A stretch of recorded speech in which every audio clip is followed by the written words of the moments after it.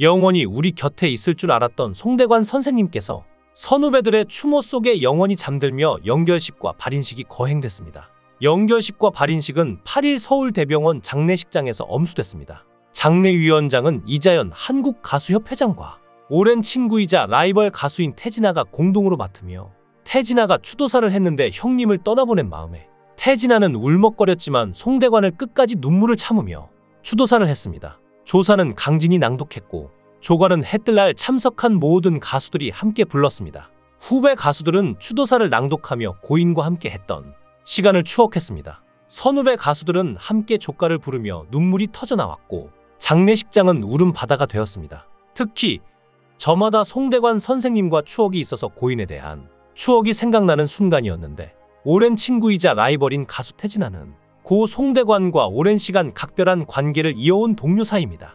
송대관은 해뜰날로 인기를 끌면서 이름을 알렸고 후배 태진아도 인기를 얻으면서 서른도, 현철과 함께 트로트 4대 천왕으로 불리며 사람들에게 감동과 즐거움을 주고 수많은 콘서트를 하며 같은 길을 걷는 선후배이자 동료로 서로를 응원하고 믿어주는 사이였습니다. 2020년 위궤양으로 수술을 받고 굉장히 힘들어하던 송대관의 수천만 원 병원비를 대줬고, 처음에는 태진아는 송대관이 장난치는 줄 알아 형님 엄살 좀 피우지 마 라고 하자 송대관은 답답해서 보여줬더니 태진아는 깜짝 놀라 당분간 노래도 하지 말고 편안하게 지내라고 한 뒤 다음날 생활비와 치료비로 쓰라고 줬다고 할 정도로 두 사람은 선후배를 넘어 형동생으로서 우애가 깊었고, 태진아는 대한민국 가수 중에서는 내가 형과 가장 친했을 것이라며 콘서트와 방송, 광고까지 함께하며 형과 가장 많은 시간을 보냈다. 형은 내 인생의 동반자라 할 정도로 친했던 선배였다. 고 고인을 기억했고,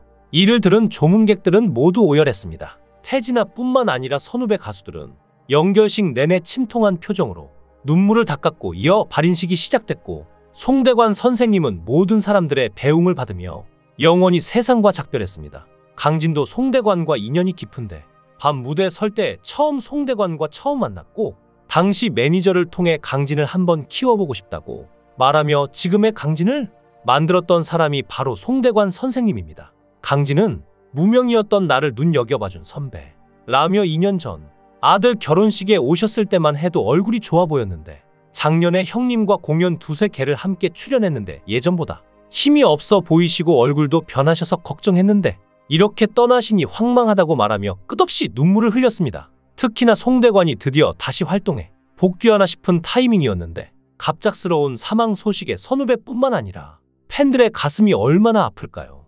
워낙 굴곡이 많은 인생을 살았던 그이기에 마지막까지 힘든 시간을 보냈을까 안타깝습니다. 그가 이동하는 과정에서 선후배들은 쏟아지는 슬픔에 끝없는 눈물을 흘렸습니다. 후배 가수들은 운구 행렬을 따르며 눈물을 닦으며 하염없이 눈물을 흘렸고, 기나긴 온고 행렬은 눈물바다가 되어 엄숙한 분위기 속에서 진행되었습니다. 장진은 서울추모공원으로 생전 고인과의 각별한 인연을 맺었다는 배우 겸 가수 김성환이 고인의 장지를 마련했다고 하는데, 라디오 방송을 30년 넘게 진행하며 송대관 형님과 자주 만났고 형제처럼 지냈다. 형님과 같이 듀엣곡도 불렀을 만큼 각별한 관계이기 때문에 제가 형님을 특별히 모신 것이라며 그가 장지를 마련한 이유라고 합니다. 이렇게 많은 선후배가 그가 떠나는 길이 송대관 선생님은 모든 사람들의 배웅을 받으며 영원히 세상과 작별했습니다. 그동안 그의 빈소에는 추모 발길이 이어졌습니다. 생전 절친 태진아를 비롯해 하춘화, 정수라, 이자연, 강진, 혜은이 등 수많은 가요계 선후배들이 조문했고, 하춘화는 아직 젊으신데 갑자기 이런 일을 겪으니까 믿어지지 않는다. 굉장히 마음이 허전하고 가요계가 텅 비어있는 느낌이 들어서 너무 슬프다 며 고인을 기렸는데, 고 송대관은 지난 7일 오전 10시 서울 종로구 서울대병원에서 심장마비로 사망했습니다. 고인은 전날 몸이 좋지 않아 급히 서울대학교병원 응급실로 이송돼 치료를 받았으나 끝내 세상을 떠나셨고, 소속사에 따르면 고인은 생전 담도암 판정을 받고 투병했으며 위절제술을 받는 등 지병을 앓았는데, 특히나 송대관이 많은 논란 끝에 이제 다시 활동에 복귀하나 싶은 타이밍이었는데 갑작스러운 사망 소식에 너무나 가슴이 아픕니다. 워낙 굴곡이 많은 인생을 살았던 그이기에 마지막까지 힘든 시간을 보냈을까 안타까운데요. 송대관은 1946년에 전북 정읍에서 태어났는데, 할아버지가 3.1운동 당시 태극기와 독립선언서를 배포하며 독립운동을 도와 일제의 보안법 위반으로 갖은 고초를 겪은 송영근으로 알려졌는데요. 아버지는 한국 전쟁으로 인해 실종돼 어머니 밑에서 어렵게 성장했습니다. 송대관은 서울에서 열린 노래자랑 대회에 입상한 경력이 있을 정도로 어릴 때부터 노래 실력이 좋았는데요. 하지만 집이 찢어지게 가난하다 보니 고등학교 학비를 내지 못해 졸업장도 못 받았고 야간학교에 다니면서 신문 배달도 하고 이발소에서 보조 노릇도 하는 등 참 고생 많은 학창시절이었죠. 송대관은 가수가 되겠다는 마음 하나로 무일푼으로 열차에 몸을 실었습니다. 돈이 없으니 무임승차했는데 훗날 성공에 꼭 갚겠다고 다짐하며 검표원을 피해 서울역에 무사히 내렸죠. 서울로 상경하기만 하면 가수가 될 수 있을 것 같았으나 꿈만 같은 이야기였습니다. 레코드사에서 허드렛 일을 하며 혹독한 무명 생활을 거쳤고 오아시스 레코드의 사장인 손진석을 만나 그의 일을 도우면서 가수 트레이닝을 받았는데요. 당시엔 굶는 걸 밥 먹듯이 했고 출연료가 5만 원 밖에 되지 않았으나 그것마저도 받지 못했다고 하죠. 그렇게 무명 시절을 보내던 중 나훈아를 보고 자신에게도 쨍하고 해뜰 날이 왔으면 좋겠다는 마음으로 부른 노래가 해뜰 날이라고 하는데 송대관은 이 노래로 무명 생활을 청산하게 됩니다. 하지만 그러던 중 갑작스럽게 미국으로 떠났는데 해뜰 날로 가수왕까지 올랐지만 이듬해 결혼하니까 인기가 식었고 컬러TV가 나오면서 주수입원인 극장 리사이틀도 내리막길을 걸어 생계가 막막해 잠실에서 분식집을 했다고 합니다. 만삭의 아내가 배달통을 들고 배달하는 게 안쓰러워 처가가 있는 미국으로 간 것인데 미국 생활 초기엔 직장이 없는 송대관을 대신해 일 보내서 유학해 1호에 능통한 아내가 일식집에서 아르바이트를 하기까지 했다는데요.